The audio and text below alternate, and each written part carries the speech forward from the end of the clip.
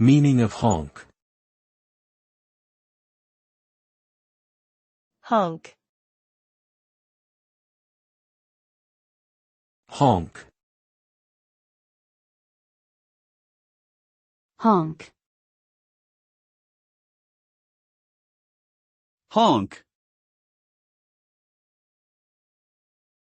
The word honk is typically used to describe the sound made by a car horn. It can also refer to the sound made by other types of horns or trumpets. The sound is sharp, loud, and usually short in duration. Honk can also be used as a verb, meaning to sound a horn or make a similar noise. It can also be used informally to describe someone talking too much or making an annoying noise. Overall, honk refers to a loud, attention-grabbing noise, usually made by a horn or trumpet.